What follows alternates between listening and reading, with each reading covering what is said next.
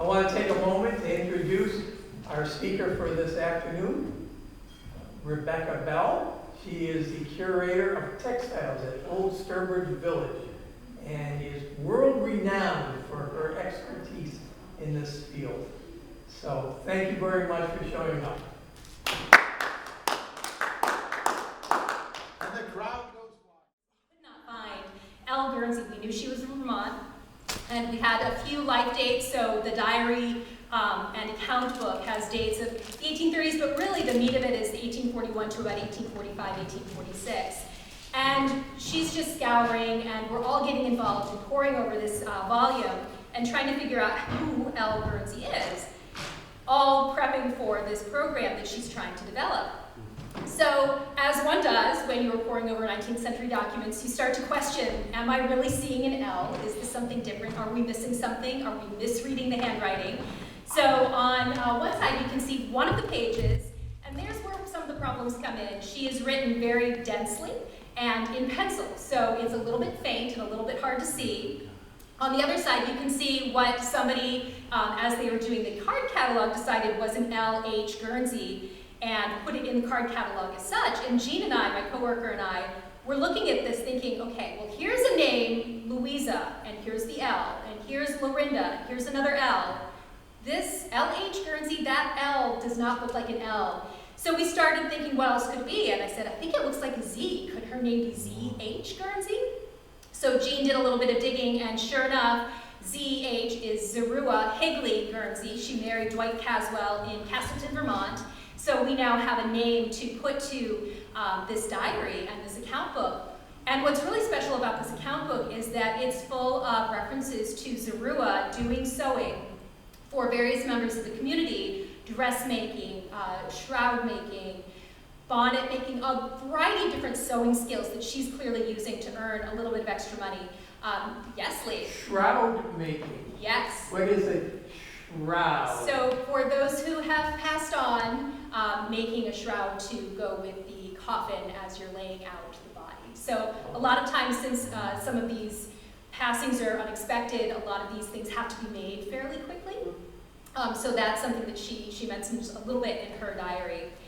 But what's really fantastic is also part of this, she has pages of accounts. So she's buying calicos, she's buying fabrics, she's buying sewing notions, needles and thread from local storekeepers. So we've got this great reference to, now we know, Zerua Higley Caswell, or Zerua Higley Guernsey Caswell, undertaking a lot of sewing related activities within her community, within her town, and earning extra income. So some of those accounts also show income that she's earning from these pursuits. So that was kind of a piece to the puzzle. Jean got very excited, and immediately we started developing a program to go in one of the buildings, talking about ladies who are working, either renting a room in a household or working out of their own household to bring in sewing and earn a little extra income. And as part of that, thinking about the whole theme of clothing a family and what a big job that was. So in talking with one of our former curators, Jane Nylander, she was very adamant that throughout all this program, we not lose sight of the fact that women were doing a lot of sewing at home, and clothing a family at home was more than just going to an experienced seamstress or getting a new dress made by a dressmaker, but a lot of this is going on at home. So it was a more complex story than just everybody making everything at home or everybody going to more experienced folks to get help. And as we're formulating this program, one of our exhibits had a rather unfortunate HVAC oopsie. So we had to clear out what had been my baby, A Child's World, and clear it out very quickly because the heating, ventilation, air conditioning went completely down. And this was, of course, during the summer where we've got an incredibly soupy summer and humid and moist, and we're worried about all of the objects naturally in the space having issues like getting moldy or the near popping. So within a few days, we had that exhibit completely deinstalled, and now we have an empty space. So enter the second project, where Jean is working with her crew in interpretation at the village to develop a program that visitors can see out in the village in recreated clothing. We now have a space behind the scenes in the curatorial department to put together an exhibit focusing on clothing and family, that brought out some of the artifacts and things from our collection that people might have been able to connect to some of the programming out in the village. So it was kind of turning lemons into lemonade. We had this catastrophic failure that we were sort of able to turn around a little bit and realize that this was the perfect opportunity to open an exhibit on this theme that we've been talking about for a while and just hadn't had a good space to put it. Let's see here, there we go. And going back to Jean's program, this is actually from this past year. The program has now been running for a few years, and on a routine basis, they are discussing dressmaking. This happens to be from this past year's textile weekend, where you can see that they have undertaken to do not one but 2 dresses in a weekend. They missed that mark just a little bit, but it was a very ambitious mark. But again, getting to talk with visitors about the art and skill of dressmaking and fitting clothing and all of the different things that go into constructing a garment, from the interfacing that you can see on the skirt right at the front of the table, to draping and fitting a bodice. Again, you can see that on the front of the table too, all the way up through the finished garment. So within the idea of clothing a family, it's a lot of work to make one piece of clothing. Even these small pieces that I brought with me would have required hours of stitching. Of course, we are well before machines. The first early sewing machines start to show up in the 1840s, but it's really decades beyond that when they become much more common in the household. So as you see in the picture, all of these garments, whether they're being professionally made or made in the home, are all being made by hand. So that's something to really kind of put things into focus here. So as we started digging for the exhibit, we were looking through diaries, and these are just a few quotes from some of the diaries here. It's amazing how much women are taken care of in the household and how many times they're referencing sewing something, mending something, knitting something, laundering, ironing.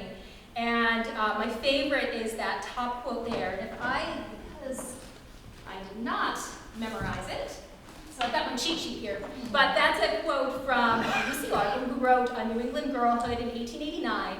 She was reminiscing back to our time period, the 1820s and 30s.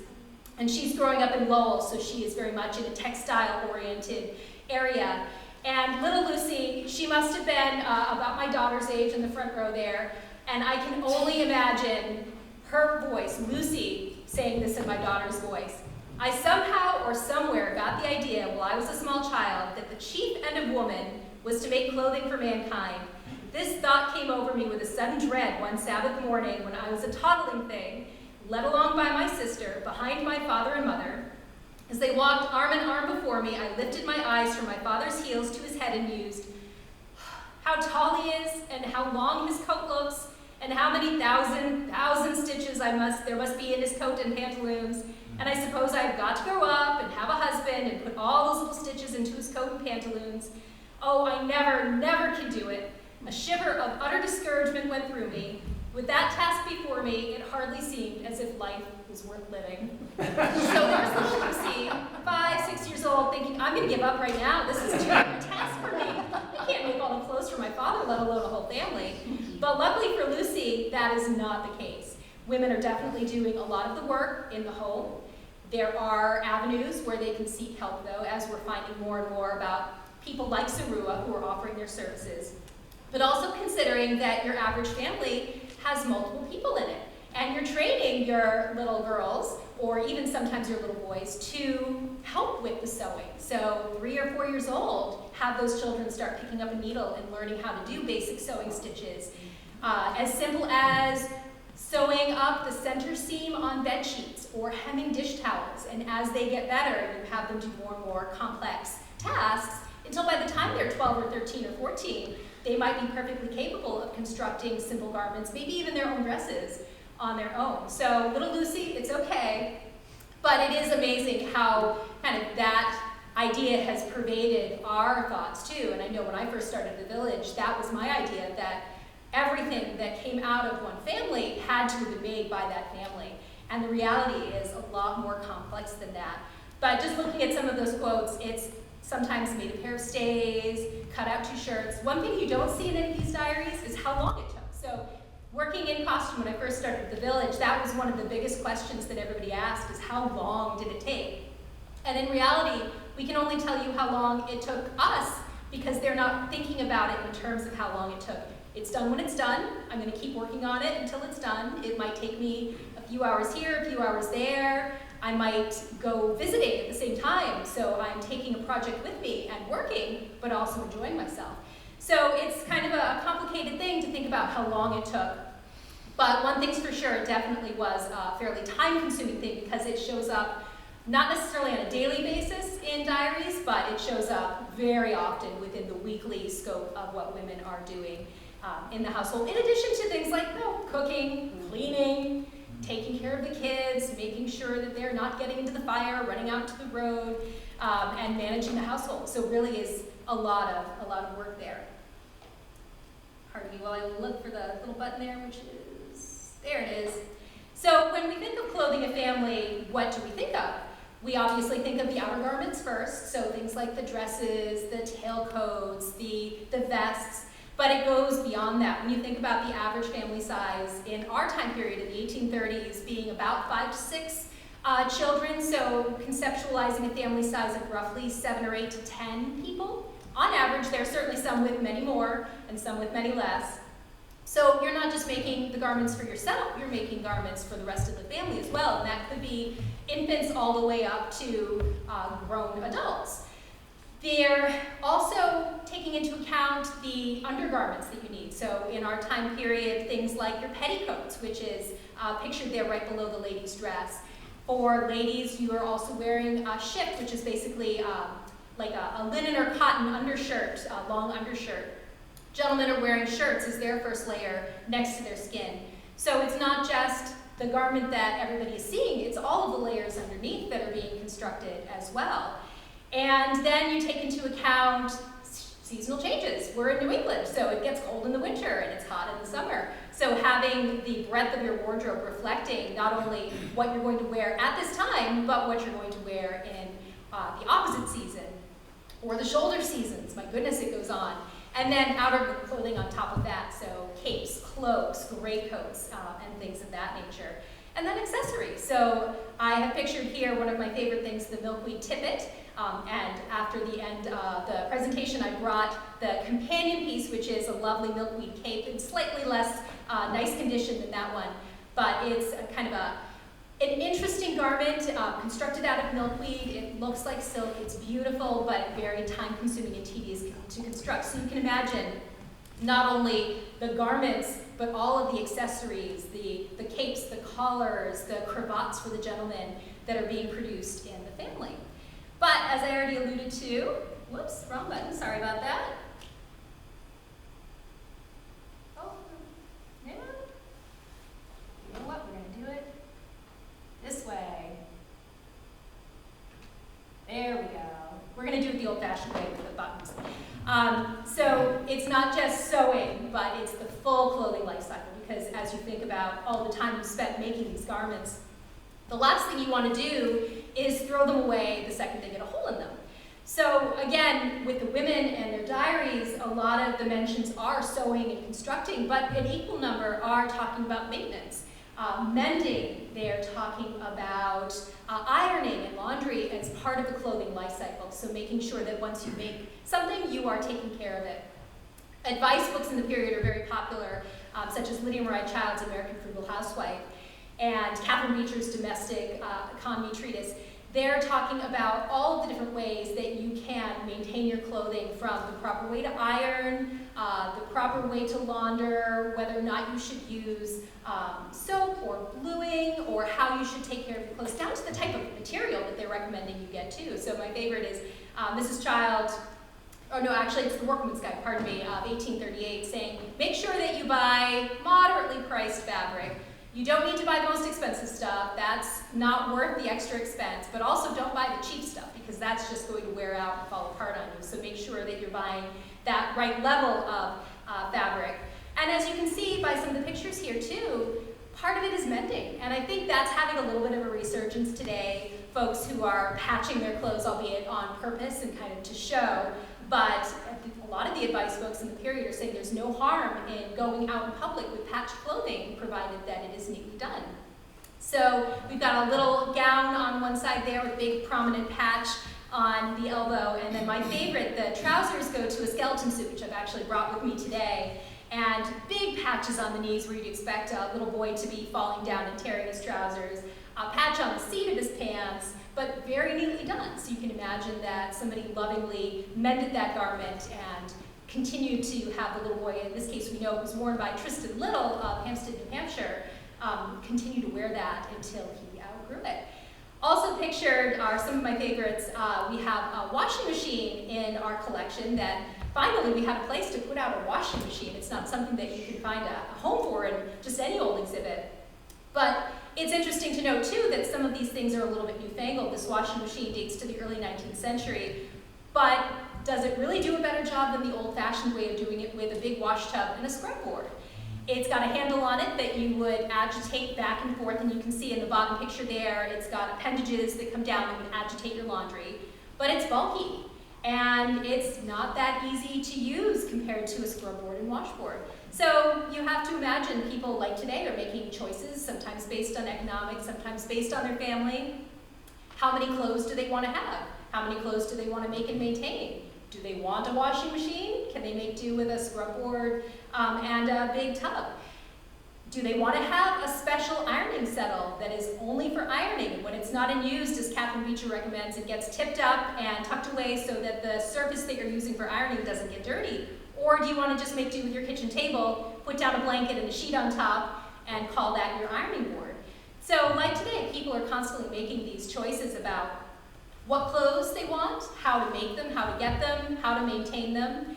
And it really is kind of interesting to think about the 19th century while also thinking about our modern mindsets. Where do we get our clothes? How do we choose what to wear? How do we choose whether to patch that pair of socks, darn that pair of socks, or throw them out and buy a new one?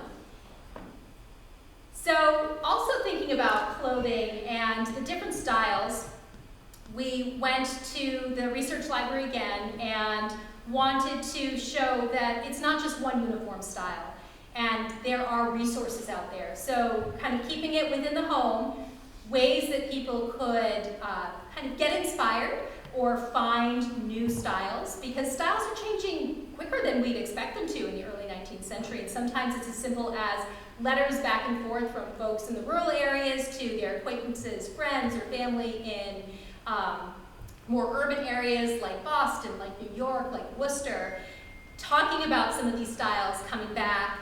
The sleeves, the bodices, the cut of the men's tailcoats, the lining of your coat. One great letter we have in the collection from Salem Town back to his wife. Salem Town was on a business trip in Boston. He's writing back to his wife Sally, who is in Charlton, and he's talking about don't let our two nephews have a red-lined cloak, because everybody's going to know that that red lining signifies they're rural and they're from the country, so make sure they don't have that. And oh, by the way, I got the gold fabric that you wanted for your new dress, and I got some wadding for your pelisse too. So here's this gentleman writing back to his wife, talking about some of these fashions that he's seeing and some of these considerations that he wants her to think about in Charlton, Mass. And central Massachusetts. Fashion plates are a big one too. So periodicals like Godey's Ladies Magazine, the Ladies Pocket Magazine are around in our time period, are being shared. And they're of course coming with fashion plates out of places like London or Paris, very fashionable and fancy. Does that mean that everybody in rural Massachusetts or central Massachusetts was dressing like a fashion plate? Definitely not, but I kind of liken it to looking at Vogue magazine or one of the fashion magazines and thinking, well, I really like that particular element of this overall look. If I wear the entire look, I might look a little bit ridiculous, I might be a little bit too much, but let me just try one element. So you find that ladies and gentlemen are very much on a fashion continuum in our period, in our area.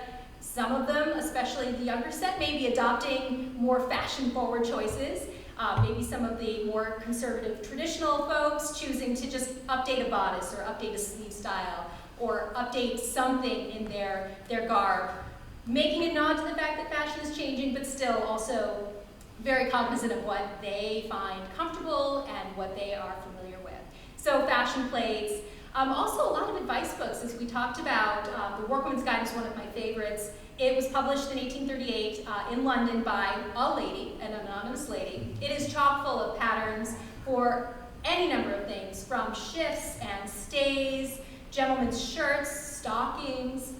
The patterns that I have up are various bodice styles, sleeve styles. So again, you can pick and choose. Yes, Lee? Stays. Do Yes. I have any stays? I would hope. I don't know. I want to make that judgment call. So stays is essentially the same thing as a corset, but not a fitted corset that's heavily bone like you might think of in the late 19th century or even in the earlier period, the 18th century.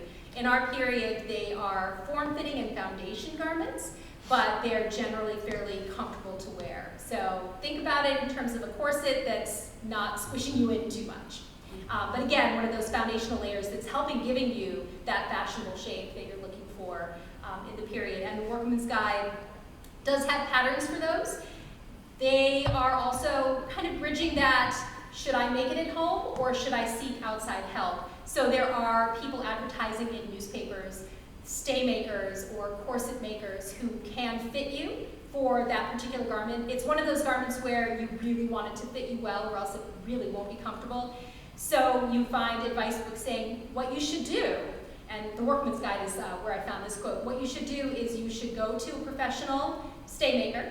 You should have them fit you for your pair of stays. You should have them cut the pieces out and then take the pieces back home, make patterns out of them so you can copy that and then sew them together. So even the Workman's Guide is giving you options. And the same thing with dresses too. You might go to a dressmaker, have your bodice cut or have your dress fitted. Same for gentlemen, tailcoats or frock coats, any fitted garment, have it professionally fitted and cut out, and then take it home and sew it.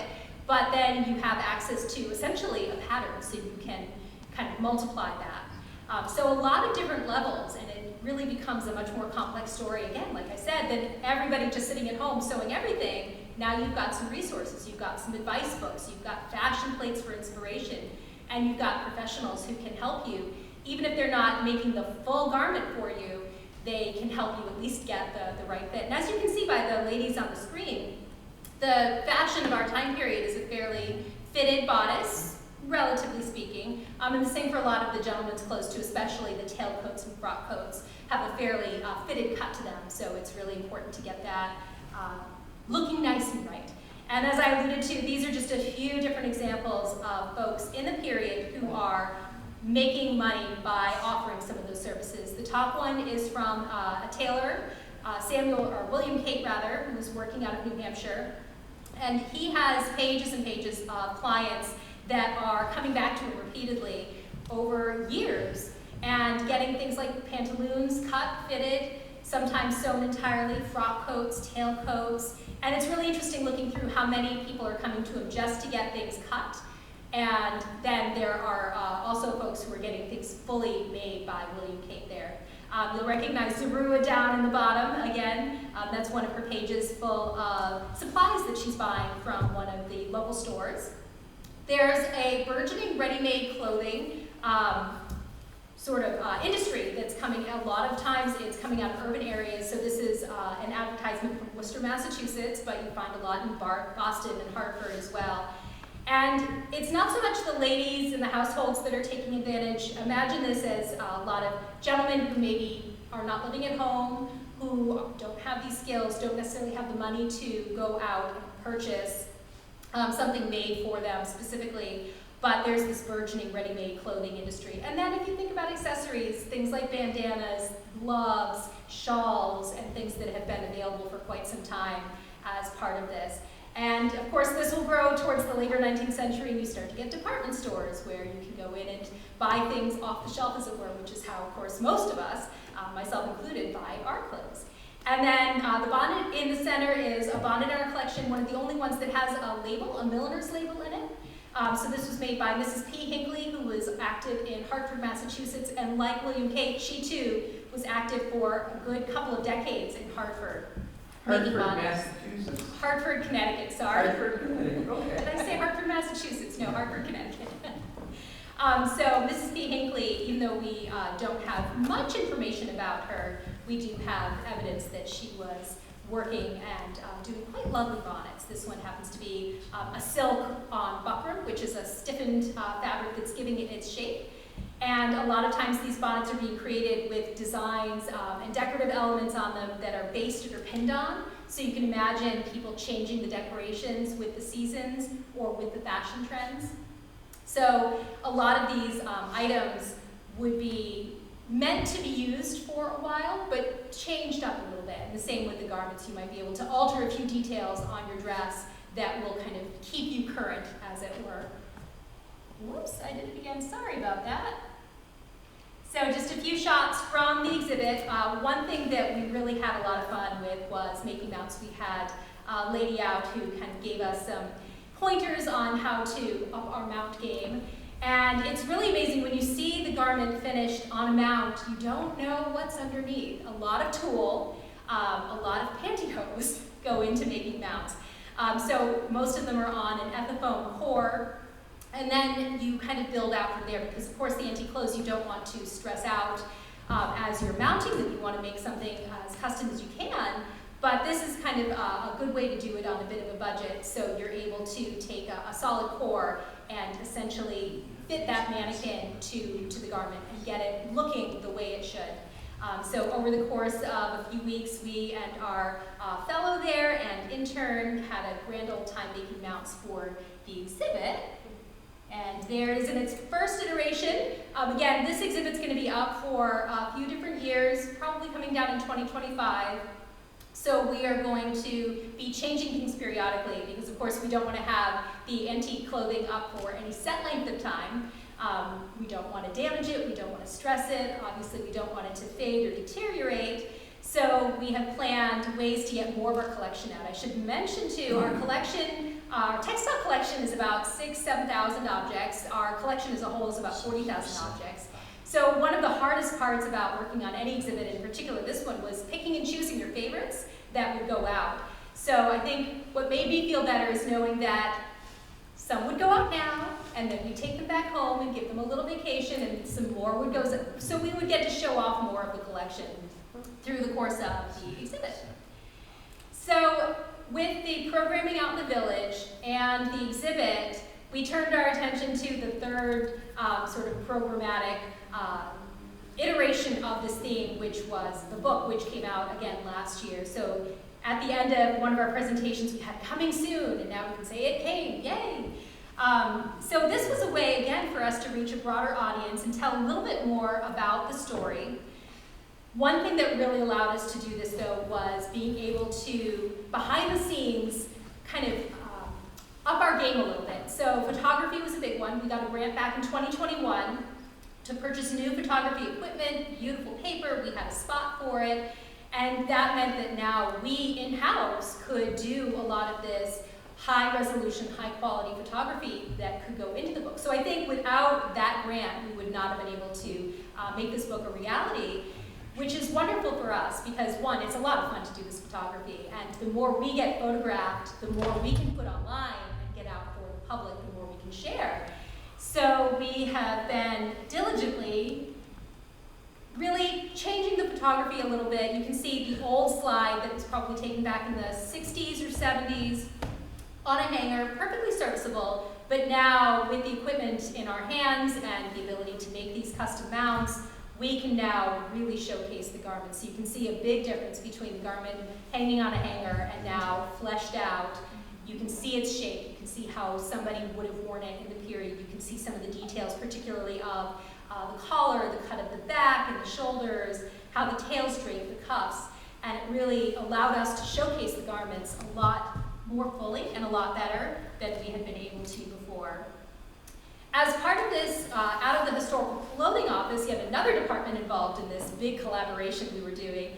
The Historical Clothing Office started reassessing the patterns that were loosely, by the time he got to them, that's our fellow Ray there, by the time he got to develop the patterns, they had been kind of like photocopies of photocopies of photocopies. The details had been lost and changed, and there was no record as to why they had been changed or how that actually helped the construction or the efforts out of the Historical Clothing Office.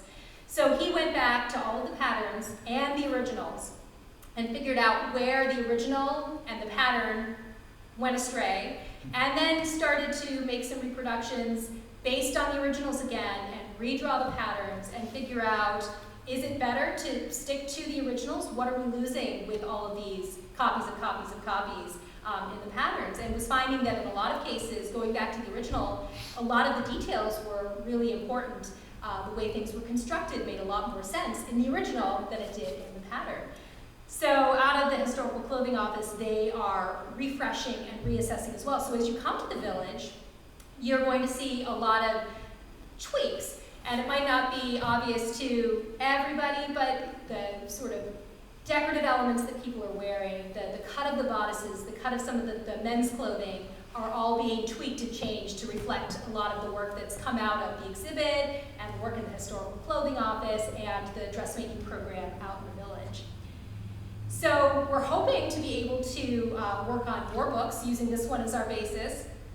Our formula for the books going forward is very much going to be rooted in emphasis on the everyday. So like the story of clothing a family, something that resonates with rural, everyday New England, something that resonates with folks today, things that, like clothing the family, or the next one hopefully will be on militia, something that really strikes a spark,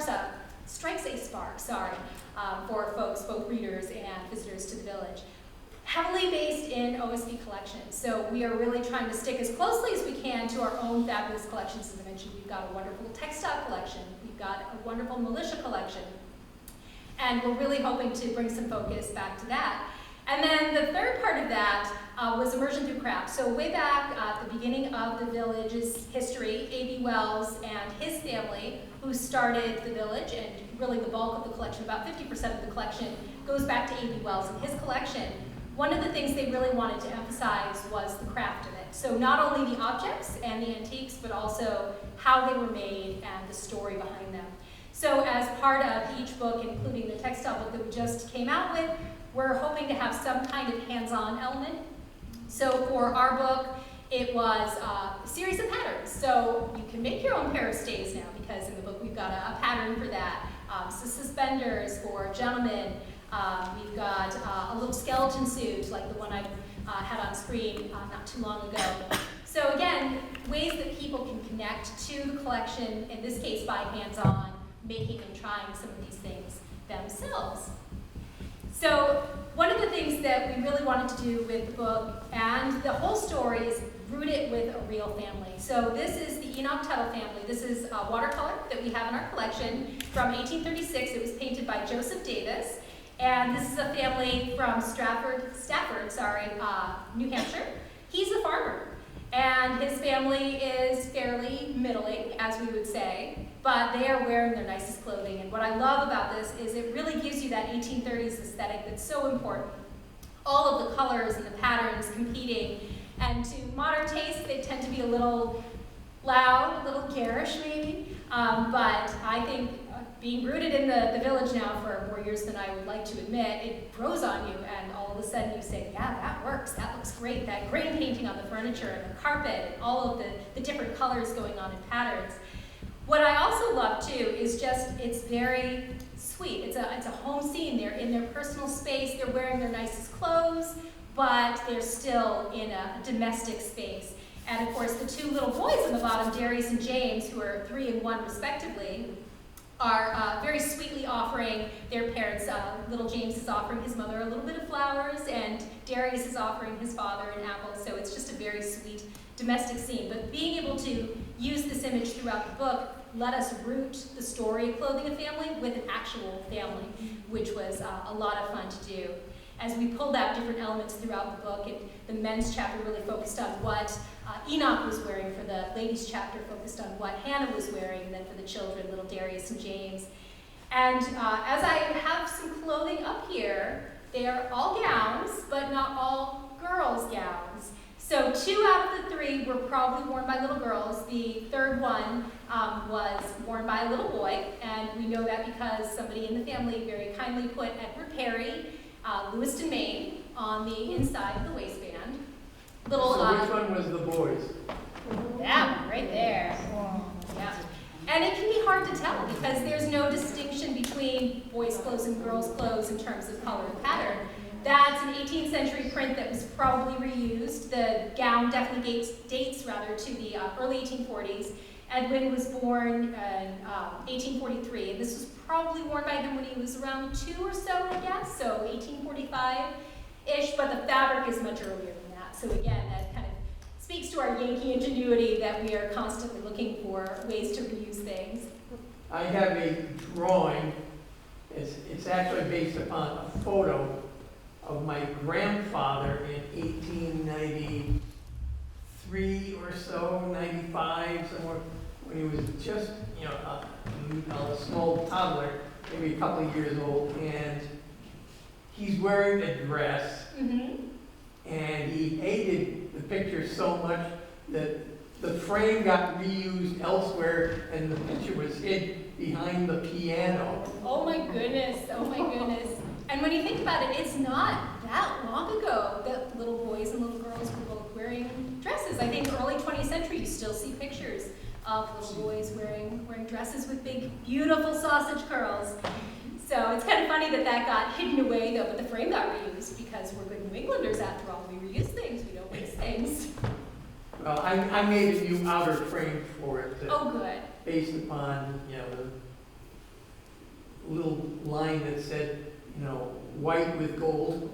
I made white, and it still had the inner liner. So. Oh, good. And preserve that and keep that with the family history. That's one thing we are always telling folks who are looking to donate things to the museum. We will gladly take things within our time period, but if you can keep it with the family history and keep it with the family story, that is much more valuable than kind of separating it from its history. So I hope you wrote down that story and I hope you kept it together. Oh, it's all in brass black and a sheet laminated and mounted on the back. So. Little did he know that in hiding that picture, he made it so much worse. Now it's preserved in perpetuity. So I did mention that we were hoping to focus mostly on our collection. There were a few instances where we did step outside of our collection when it really served the greater part of the story. The first was talking about African Americans and their impact on the clothing trades, especially in used clothing and ready-made clothing. So we were able to borrow the image from American Antiquarian Society, a gentleman who was involved in that trade. And then, again, trying to put some of our things in context, like the pair of suspenders. Who looks at a pair of suspenders more closely than we do? So being able to find some artwork that showed how they were worn, showed this very style, and really connect objects that we have to kind of a greater sort of context for wearing the clothing. So while we focus mostly on our collection, there are points where we do need to look outside of the collection a little bit to kind of flesh out that story. So now to some of the favorites. Again, these are all from the book, but also with a few pieces that we weren't able to put in. My co-author and boss, Derek Heidman, who is not here today, pulled out a few favorites, including this vest. And again, thinking about Yankee ingenuity and the way we're tweaking things and updating things to be a little bit more fashion forward, but still not going completely whole hog and getting something new made. This is a vest that started out life with a stand-up collar, and as the 1800s progressed into the 1830s and 40s, shock collar becomes much more popular. So rather than getting rid of this vest and having an entirely new one made with that shawl collar that was becoming so popular, they just turned down the collar, made the best of it, tacked it down, and altered it in a few subtle ways to turn it into that newer, more fashionable silhouette. So that's the same vest? That is the same vest, indeed. So the older style is the one that is on my right, behind me, and the newer style is the one that is on my left. It's also really interesting to think about some of the construction details that we wouldn't necessarily look at closely today. I don't know if you can see it well enough in either picture, but the buttons that they put on, the buttonholes on the other side, they used thread that matched the stripe. So that level of detail, rather than just using all white or all brown, they used brown for the brown stripes and they used white for the white stripes. So again, those buttonholes kind of subtly fade into the background, and it's that kind of attention to detail that I think is really interesting when you're looking at these garments so closely, to realize they they did this on purpose. This is really, really neat. Handkerchiefs, so we're talking a little bit about some things that you could buy in a store that would be more or less ready-made. We are in the process of working with Burnley and Trowbridge, which is a company. They do a variety of different patterns and historical reproductions and bandanas in particular. So we are working with them to recreate 3 of our handkerchiefs that would be worn either by men or women, tied around the neck, generally speaking. And so those will be available for sale and hopefully available for use at the museum as well. So you might find some folks being able to wear pieces based on the collection, not the actual collection's pieces. But it's a range of different styles and colors, from the Indian bandana at the front, that bright yellow with the resist print, to woven, and then the block print all the way to the back. And looking through just the handkerchiefs that we have in the collection, we have hundreds of bandanas and handkerchiefs, and they are a variety of different colors and patterns and scales, and it's really fun to think that that's one detail that folks could use to change their outfit, their ensemble, just by changing out the bandana that you're tying around your neck or the cravat that you're tying around your neck. So look for that. Hopefully that will be coming out sometime next year. And then some of my favorites. As a mom, and having gone through many, many skin knees, I love this little skeleton suit. It's one I actually brought in person. It was worn by Tristan Little of Hampstead, New Hampshire. He was born in 1818, so this is circa 1820. This is a style of clothing that's going out by the 1830s. It's definitely something you see most often in the 1820s and 18-teens, but there's still some holdouts in the 1830s. And what I love about it is that it has been patched and mended and patched and mended more ways than I can count. You can see the gigantic patches on the knees there. On the seat of the trousers, there's another patch. And as we're studying this garment too, the sleeves are different lengths. So it's as if somebody has either been letting the sleeves out to fit another child or taking them up. Again, a lot of the infants and children's clothing is designed with adjustability in mind. So extra material in the cuffs that you could take up or let down. Rope tucks like we have in this little gown here that again could be taken up or let down so that that gown or skeleton suit or garment can change with the child. Because as we all know, they grow really, really fast and it's sometimes really hard to keep up. So the more you can make them adjustable, the better. But the fact that it's been patched and mended so neatly and so well and clearly been well worn makes it a really special piece for us. We have a whole slew of women's dresses. This is one of the first dresses we put on display. And what's really wonderful about this dress is that we have a swatch book in our collection that has this very material in it. The swatch book is from the Fall River Printworks of Fall River, Massachusetts, dated 1832. So that lets us pinpoint this dress to circa 1832 based on the fabric. The other really neat thing about this dress is that if you look again through that Workwoman's Guide, there is an exact bodice pattern that matches this dress. So this is clearly a style that is around, that is known, and here's not only the swatch book from the factory that printed the fabric, but we also have references to the bodice style in another advice book. So kind of all of those things coming together in this one gown. This is one that is going to be hopefully my dress. Going back to that first image of them sewing in one of our buildings, one of the dresses they're working on is a recreation of this very gown, which hopefully I will be able to wear not before, hopefully too long. It's one of those where, sitting on a hanger, it was not my favorite dress. I really hated this dress. But when we put it on the mannequin, it's got such a beautiful cut to it. So I think this is one where it really started to sink in that it's not the clothing, it's also all of the shapes that are coming together in the clothing. It's the construction of the bodice, it's the construction of the sleeve, it's how you're putting it all together on your body to create this fashionable silhouette. And it's become one of my favorite dresses because it's a gorgeous, gorgeous fit. It's also really interesting to note that it has a detachable cape, which you can see in one picture, and how dramatically your look is going to change based on what accessories you're putting on. So if you have that cape on, it becomes a much more modest dress. It becomes the kind of dress you might go to a Sunday meeting in. Then if you take that off, it becomes much more a fancy afternoon or evening dress, something that you might entertain in, but really it's got a very beautiful cut to the shoulders there. And the fact that the details throughout this garment are just so well done. It has silk piping on the edges of the cape, and that silk piping is also echoed in the decorations at the shoulders. It's got kind of a drop shoulder with pleating, and then pleating at the sleeve cuff as well. So the whole of this dress is just beautifully constructed.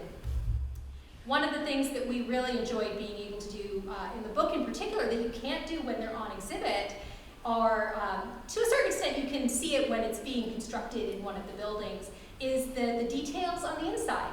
So we really took this opportunity in the book to show some of the guts of the garments and show the insides, show the lining, and show some of the details. And let's see, this next one is one of my favorites. Again, I brought it with me. So this is a little girl's dress, and talking about some of those details on the inside, the hooks and eyes that are putting the dress back together and hooking it closed. Most of the time, all of the hooks are on one side, and all of the eyes are on the other, and it's very easy to close. It's also very easy to accidentally open if the hooks are a little bit loose on the eyes. But this one is alternating, so hook, eye, hook, all the way down. And having some experience with squirmy little girls, who shall remain nameless, having that, I can only imagine this is some frustrated parent who has decided there's got to be a way to keep my child in her dress. Because it takes some effort to hook it closed, and once it's hooked closed, it's not coming apart. Some of the other details on this one too, you can see the piping again, that beautiful yellow piping that contrasts so nicely with that bright orange. It's a lovely gossamer silk dress, so clearly this is not play clothes, this is a nicer garment. And it's very much in that early 1830s, 1830 to 1835 style with the big full sleeves. There's actually some internal support in the sleeves. And this one has ties. So one of the ways that you're supporting those sleeves is a sleeve pillow or a sleeve puff that gives a little bit of support to that fabric. And they can be pinned in, they can be basted in. In the case of a few of these dresses, actually quite a few of the dresses that we featured in the exhibit in the book, there are ties that you can tie the sleeve puff in place so it stays right where it should. It supports the sleeve right where it should. So those details you would never get a chance to see on exhibit, but through our research and kind of looking at them from the patterning perspective, all of these details we were able to kind of highlight throughout the pages of the book, which was really exciting. Another one of my absolute favorites, Lee and I were talking about this earlier, this is a milkweed tippet, which is currently on display. The tippet is the one with the long lappet, so imagine it's an accessory that you're putting over your gown. It would keep you a little bit warm, but it's really not about warmth, it's about your look and your presentation. It's made out of milkweed. Making things out of milkweed seems to be a bit of a fad from the 1820s to the 1840s. They show up a lot in agricultural fairs as something like, look what I made, isn't it spectacular? And these both came to us from the Trowbridge family of Pomfret, Connecticut in 1828 or thereabouts. And what you have to do to make these, having done it, it's really tedious. You have to get the milkweed at just the right stage. If you let it go too far or if you pick it too soon, it's not going to be the right texture and you're not going to be able to collect it.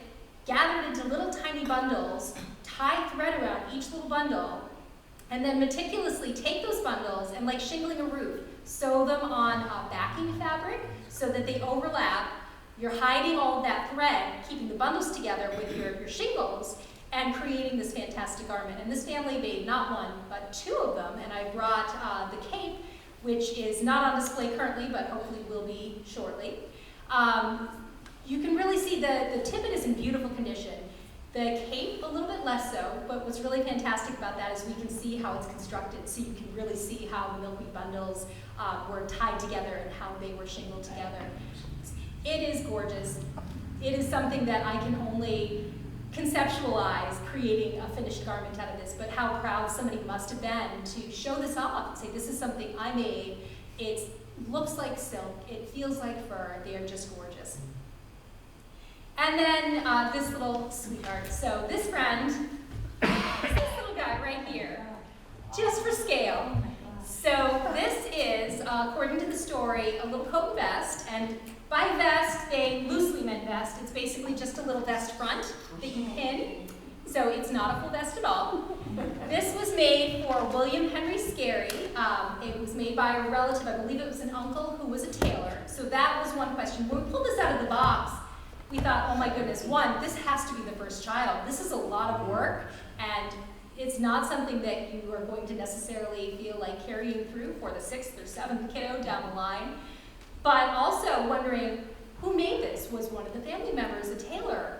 Because it's constructed just like an adult's coat, an adult's frock coat. All the details, all the top stitching, the cut of it is exactly as it would be for an adult. And sure enough, it was William's uncle who was the tailor, and it was made for him when he was 3 days old, so you can imagine this is not going to fit him for very long, which is probably how we ended up with it, because it didn't fit him, and they put it away as something very special and saved it, and here it is in our collection. But it is just a remarkable little thing. It invariably gets the oohs and ahs from everybody. This is out of North Brookfield, Massachusetts. This is right in central Massachusetts in a relatively rural area. So if anybody has any questions, we've got our email address up there as well. And to kind of go back just to the little coat while I'm thinking of it, I brought one last quote from Aunt Debbie, or somebody who had utilized Aunt Debbie's services. Aunt Debbie was in the area of North Brookfield. She was a tailoress who was apparently very sought after because you had to wait for Aunt Debbie. But in 1873, in the manufacturers of the household, Mesa Walker of North Brookfield recalled having a garment made for him by Aunt Debbie, the local tailoress. And apparently she was very much in demand, as nobody but Aunt Debbie can do the work satisfactorily, he said. We must wait. And finally, the appointed day came. She came to the house, and here's his description of Aunt Debbie and how she is going about preparing to make this garment for little Mesa. Mother is all prepared for the business in hand. The table is drawn out, the cloth is spread upon it, and Aunt Debbie gets out her great shears and thimble, and Mother brings forward her pressing board. And now a grand council of war is held about the proposed garment. How shall it be cut? How lined? How trimmed? How long shall it be? What the fashion of the collar? What the width of the cuffs?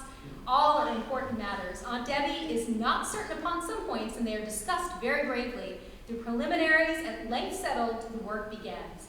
So again, thinking about this in terms of even the simplest garment is not just one person. It's a whole slew of people, from your inspirations, or if you're consulting with a professional, or just using extra hands in the family too, utilizing all of the resources that you have at hand to get your family clothed in good order and looking spiffy out in the streets. So does anybody have any questions? Happy to have any questions. Yes? Why is that called a skeleton suit? That is a very, very good question. And scholars are debating about why that's so. The current thinking is because it's a very close-fitting garment and fitting close to your skeleton. So this is the top part here, and here are the trousers. So the current thinking is because it's such a close-fitting garment. And of course, this would be worn with a shirt underneath. We have multiple examples of skeleton suits that are wool. We also have a few that are linen. They seem to be, in a variety of different ways, and traditionally worn by little boys after they've been breeched. So boys and girls, invariably, as infants, are dressed in gowns.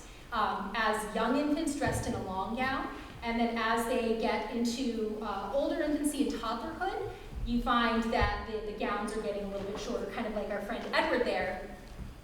And that is really practical. When you think about changing the nappies or changing the diapers, it's a lot easier to change them in a gown.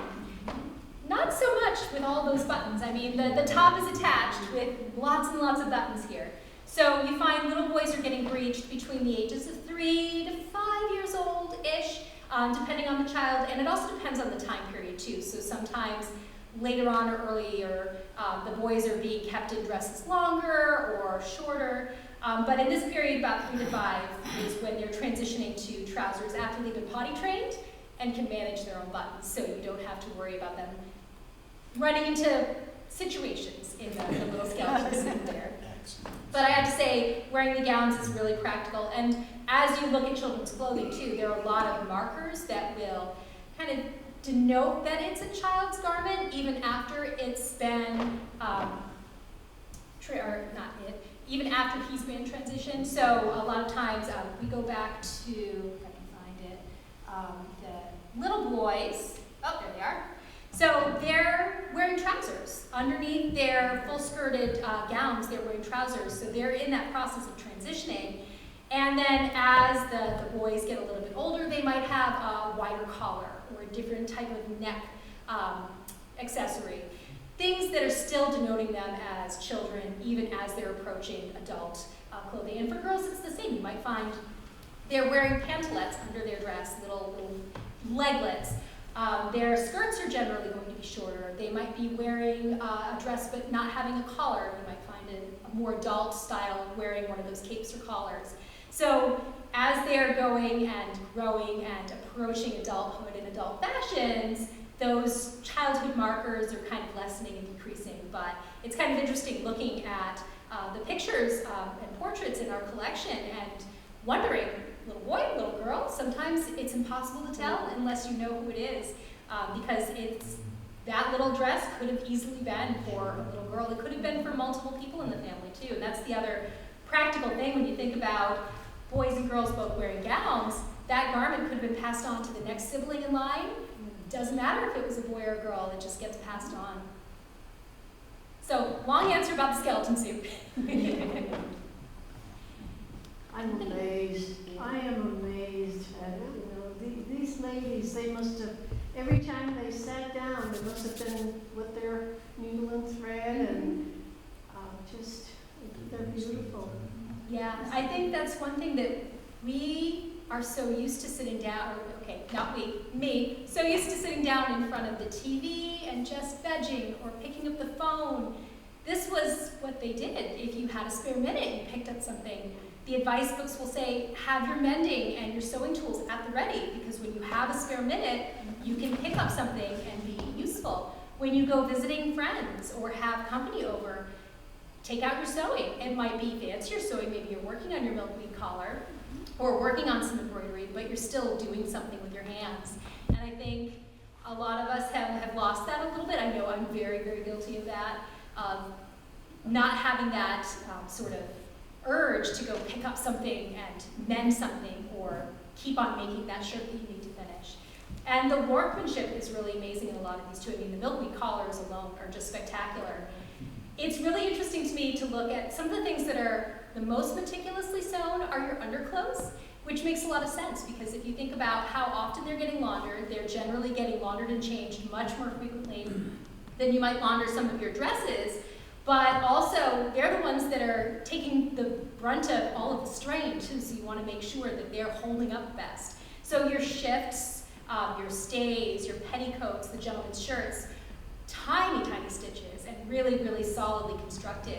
Some of the dresses that we have in collections, especially some of the fancier silk dresses for adults, biggest stitches you'll ever see on the straight seams down in the skirt that have no tension on them. They are not in any danger of bearing any weight or falling apart.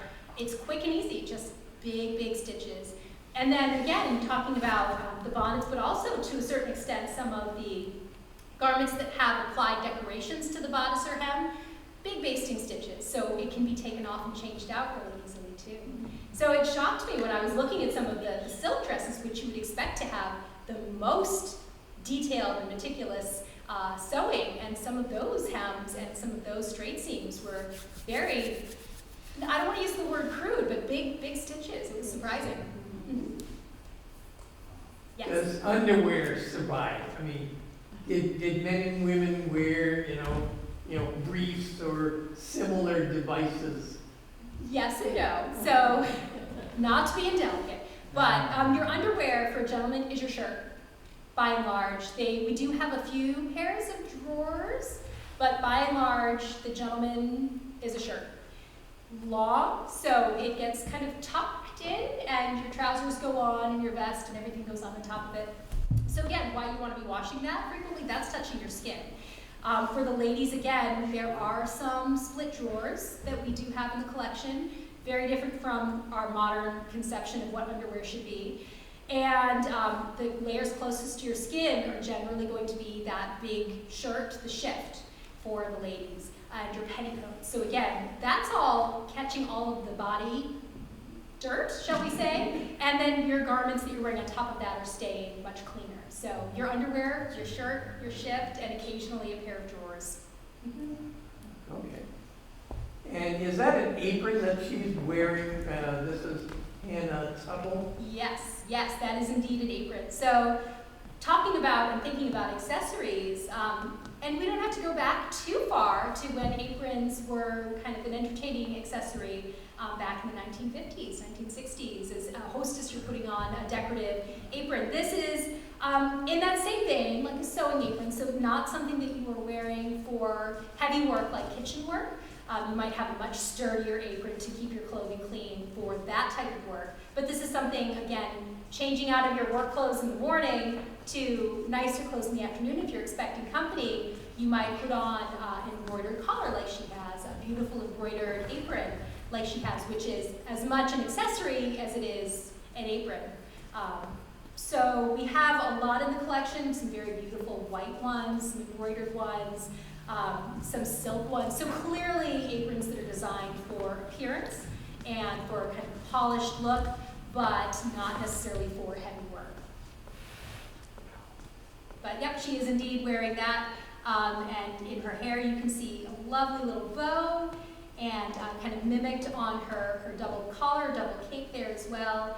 So again, it's really fun to look at the accessories. Of course, he's wearing a lovely vest and probably a neck stop. So rather than the bandana or the handkerchief image I had earlier, a more fitted stock that might even have some stiffening in it.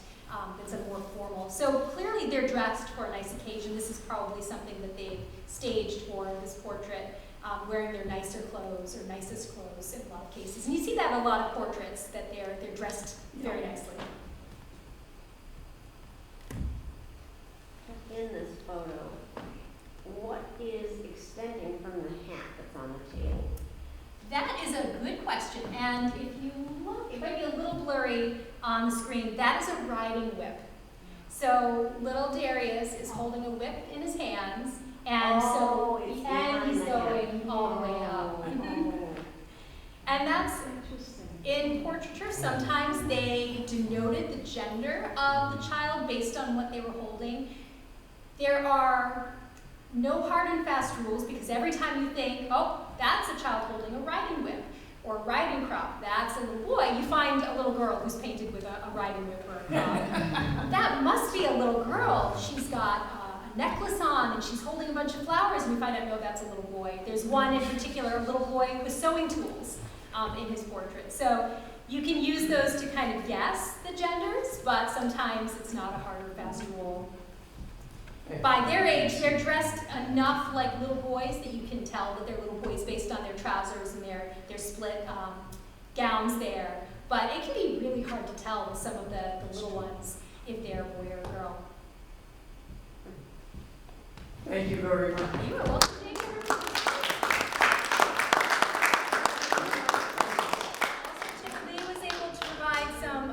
Guest passes for free admission to the village, so if anybody would like any, I can just sign them and they're good for pretty much any time. They don't expire. There's no expiration date on them, so take advantage of that. I want to thank you very kindly for coming out on this afternoon. And please take a moment to look at a little closer some of the clothing. They are artifacts, so I ask that you not handle them without special permission. That's right.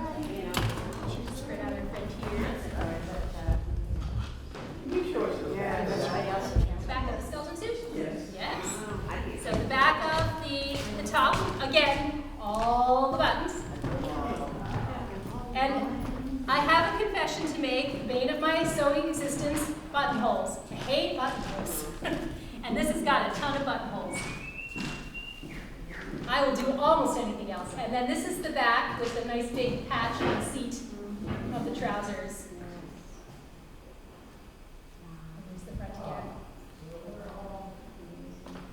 And we do have refreshments of some sort or drinks out front, so please take advantage of that afterwards.